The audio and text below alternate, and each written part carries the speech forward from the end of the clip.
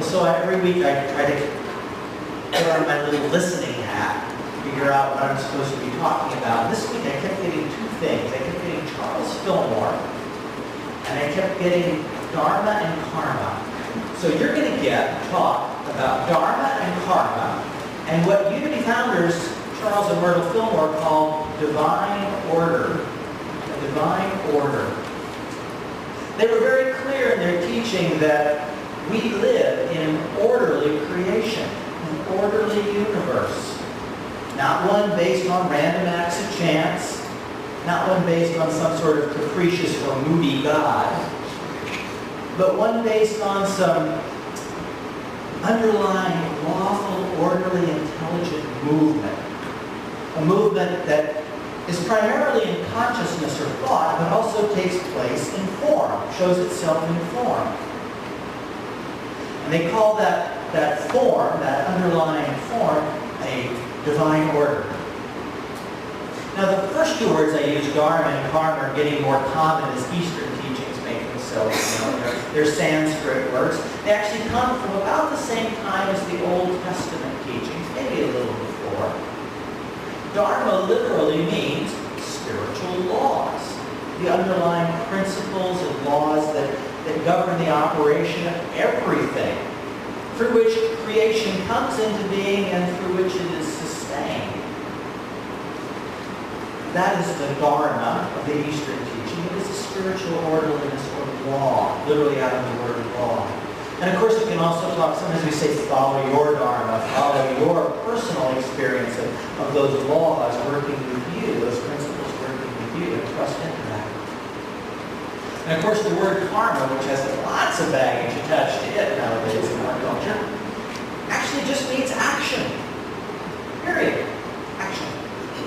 Refers to both physical action, when we actually do something or say something, but it also refers to the mental activities that go on inside our heads. And the best way I describe karma, because karma is literally what Jesus is talking about when he's talking about, as you sow, so shall you reap. What karma, the best way I describe it is, if you had a big pail of water and you tossed a pebble in the pail, tossing the pebble in that action would send ripples out across the pail of water. And if you've ever done that, you'll notice that when the ripples come to the edge, they sort of stop, but then they move back in toward the spot where the pebble was tossed. So, not exactly the same ripples. Those ripples have all gone, but the ones coming back in are the same energy. So, when you're reading the Bible, we read about as you sow, so shall you reap. We're talking about the energy we're putting out, not necessarily the specific actions. Doesn't matter if it's a blue pebble or a green pebble. But the energy behind it goes out and tends to come back to us, which I look at as feedback. Feedback. It's a wonderful thing. Unity has often summarized this to be called the law of mind action as saying, things held in mind produce after their own kind. Thoughts held in mind produce after their own kind. Whatever the energy or the feeling of the thoughts and things we're holding in our minds goes out and it comes back so that we can see what we're holding in our mind. It makes itself known.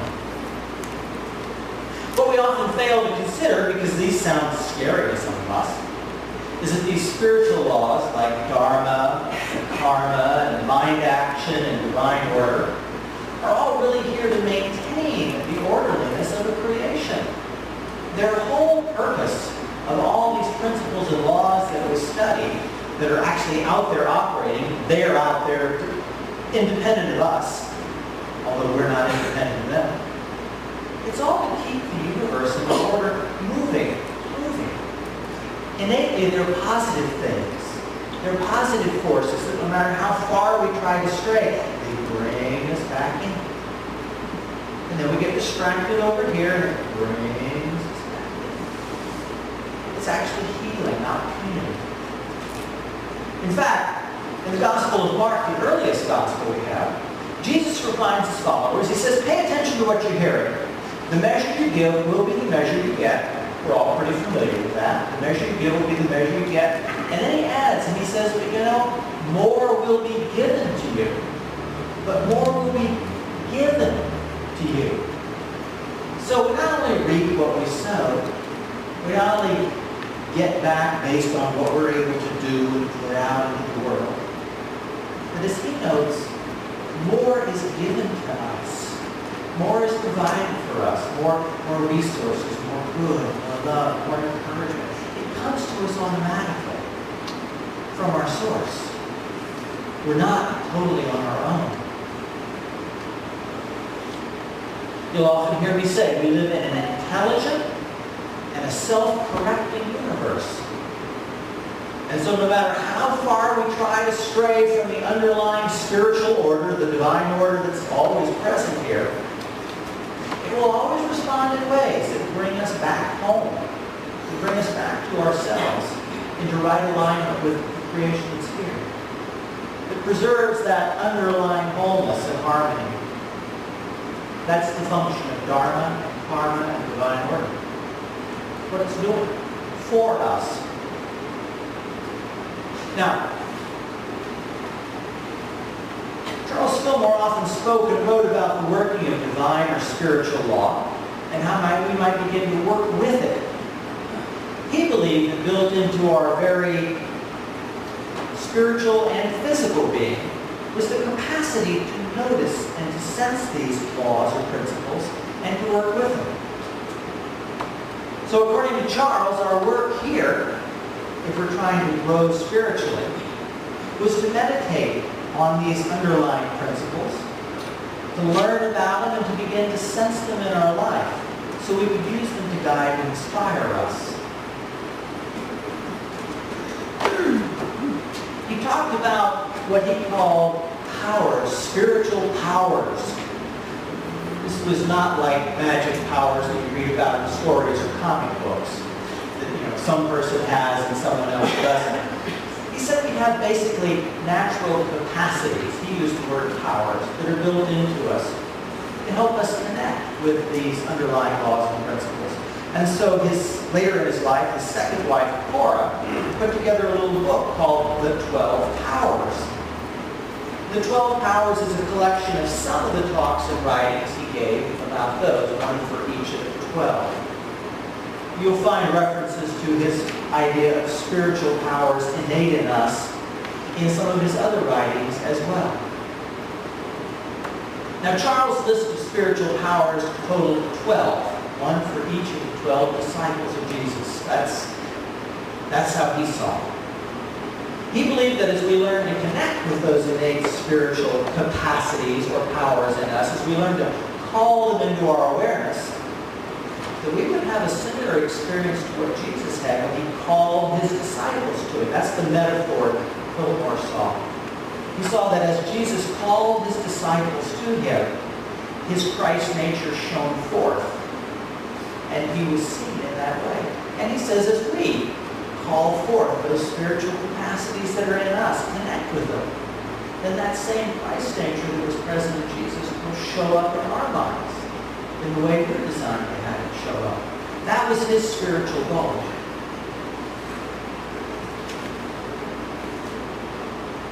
The powers that Charles listed included things like a raw power of life, just that life force in it, which he noted could be used for positive or negative purposes, depending on how intelligently it was used. But that raw power of life.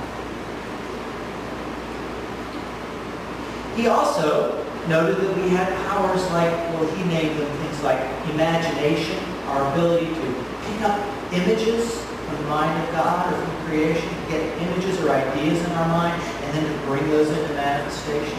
A power of understanding, which is not the power of learning. It's not the power of reading and learning, but an ability, an innate ability to understand things of spirit completely. He also talked about powers like the power of love, power of wisdom or discernment, power of will to direct our attention and our abilities. And, more appropriate to today's talk, he talked about a power of order,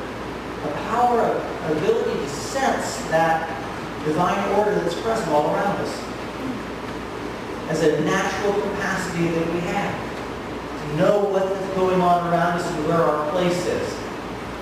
Interestingly, many of these spiritual powers or capabilities that we talked about line up quite closely with the chakra system that the Eastern teachings talk about. Right from the basic root power of life to be placed at the lowest chakra, right on up to some of the higher powers that he placed toward the crown of the head.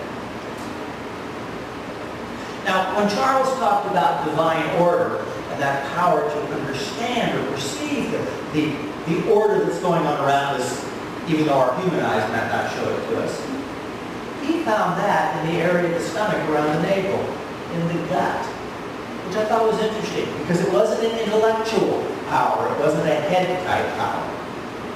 It was a gut knowing of that order and that underlying power that's going on. The chapter that Cora includes in this book is a little talk he gave that he called Spiritual Law and Order. Law and Order. That's a key title. And in that chapter, he does an interesting thing. I won't take you through the whole process, but he talks about the children of Israel and their learning about spiritual laws. And he makes an interesting comment. He talks about how the people and the prophets learned and began to understand spiritual laws, but they then began to ritualize them, take them out of living things that were actively going on and turn them into fixed rituals. And he talks about how we became trapped by the rituals. They became trapped by the rituals and stifled by them. Interestingly, throughout the book, he's quite quick to acknowledge the spiritual progress that the early biblical people and prophets made. But he also is quite quick to notice how people take and turn things into dogma and laws and lose the spirit of it, and then become trapped by their understanding, their limited understanding, of the very thing that's there to help them, of the very laws and principles that are there to help them, these universal laws. So he warns about that. He warns about being actively attentive to what's going on, rather than trying to create a little rigid set of rules that we were not made to live under.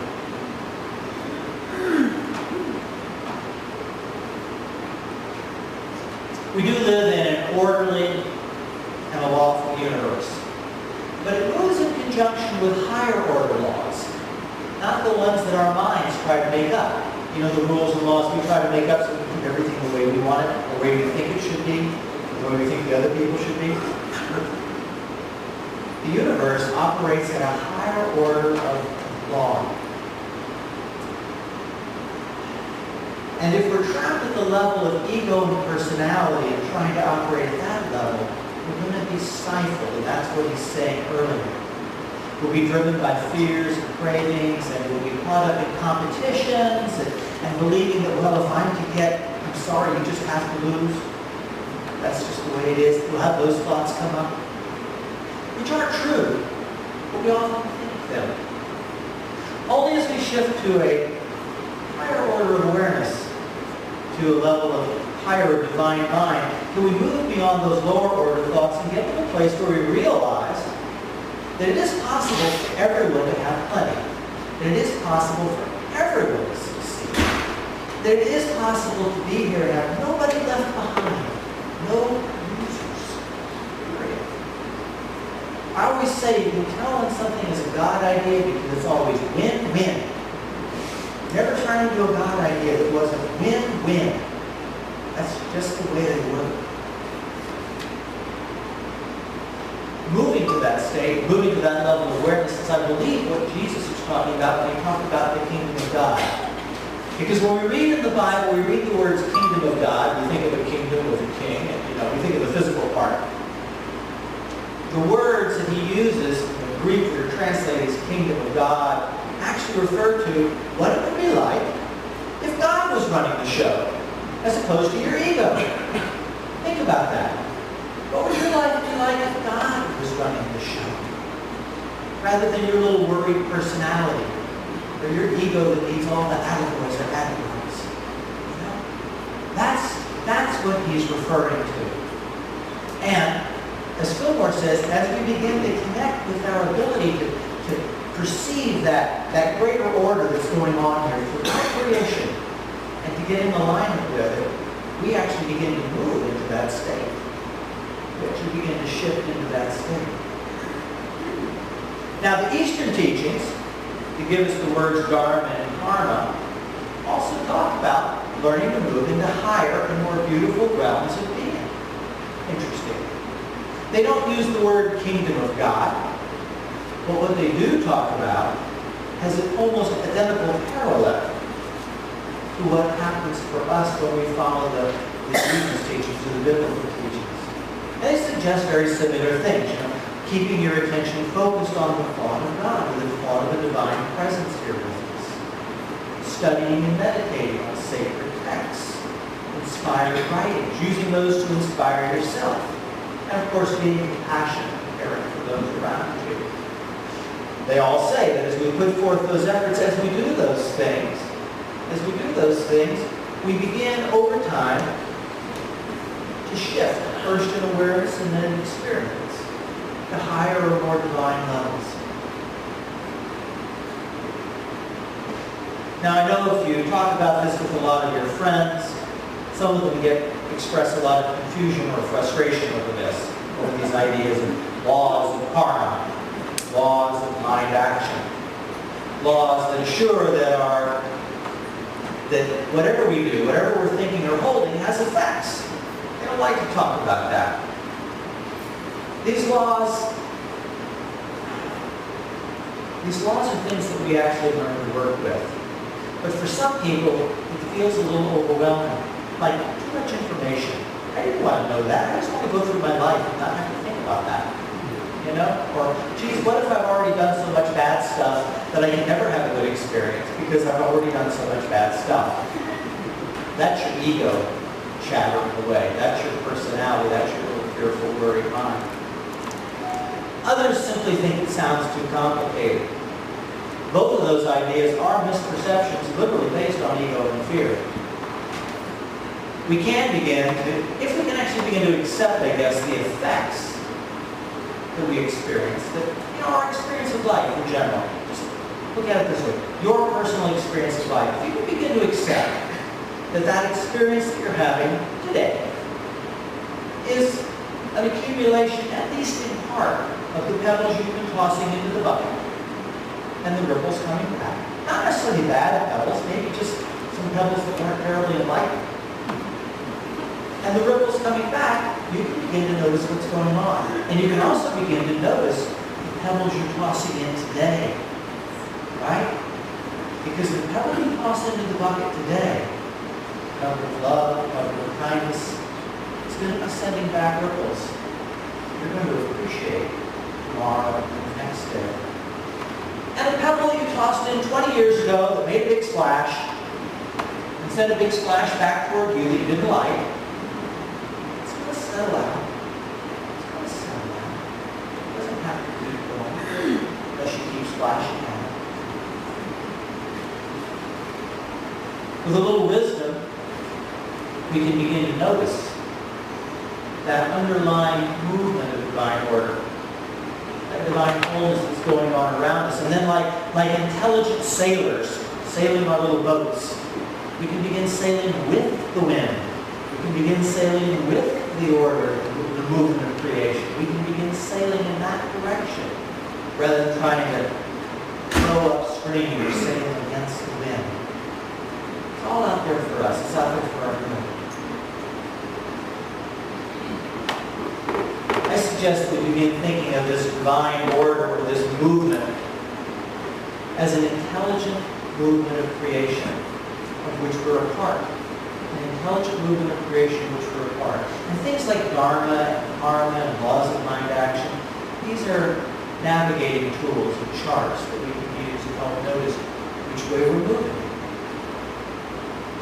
And whether we're on course or off course. Very helpful. Our work, according to Jesus, at least in the Gospel of Mark, is to pay attention to the first thing he says to his disciples is, pay attention to what you hear. I'd say also pay attention to what you're experiencing. Then he goes on to say, the measure you give, that's going to be the measure you tend to get. And still, he says, more will be given beyond your personal efforts. What we hold, as well as what we act out in life, returns, and yet more is good. And we know the more is good. The more is more support, the more is more guidance. It's those little moments of grace that in the middle of a really crummy week, something beautiful shows up. It's like, wow, I know I didn't toss any pebbles like that this week. And yet, here it comes anyway. More good. Almost.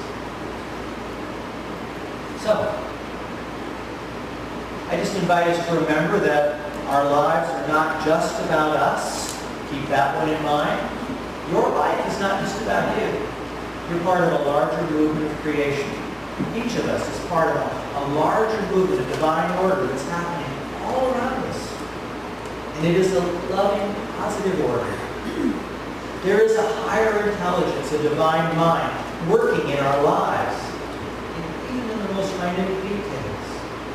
And we each have the innate ability, and I believe this is true, to tap into that awareness of that and begin to notice which way that order is moving, what's happening with the flow today, and where am I in that flow, and to go with it. As parts of a loving, intelligent creation, it is our home. It is our home. We are parts of it. And peace and ease, regardless of circumstance, should be our nature. So, creation itself, God through will, is constantly encouraging us, I believe, to sail with the winds of creation, to sail with the winds, and to move in harmony with that overarching divine order that is here literally to bless and to heal. So I put kind of a long affirmation in the back of today's bulletin, and I modified it a little so it's on the screen. It's a couple words different. And it simply says, the powerful organizing intelligence of divine mind is now at work renewing and directing my mind and my life. Let's try that together. Together we say, the powerful organizing intelligence of the divine mind is now at work renewing and directing my mind and my life. Let's try that again. The powerful organizing intelligence of the divine mind is now at work renewing and directing my mind and my life. One more time, take it with the quiet together. The powerful organizing intelligence of the divine mind is now at work renewing and directing my mind and my life. Close your eyes and let the energy of that settle in. We just tossed a bunch of pebbles into the bucket, and the ripples are going out. The ripples that we have spoken in the universe are going out. And then they'll be reflected back to us as energy coming back to us. Energy of the acknowledgement of that powerful organizing intelligence that is at work everywhere around us, in our lives, in our minds, in every part of creation. Powerful organizing intelligence of divine mind or God mind. And we know as we acknowledge its presence, as we simply acknowledge that it is, we reap as we sow. It shows up for us, renewing, directing, and helping us.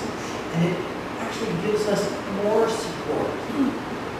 Simply by acknowledging that presence, trusting into that presence, more comes back to us, more is given to us. Because we're open to it. And as we open to it more and more regularly, and as we toss the pebbles with greater conviction, what comes back to us blesses us. Our Dharma and our Karma literally bless us and lift us up to a higher order of being. Literally, a heavenly order of being.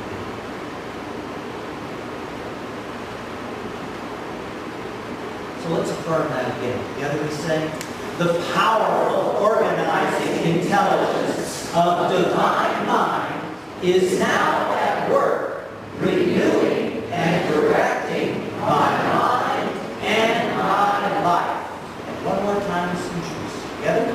The powerful organizing intelligence of divine mind is now at work, renewing and directing my mind and my life.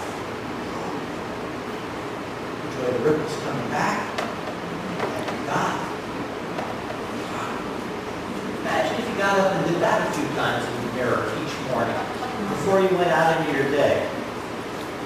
Imagine what might come back toward you from crossing those intelligence.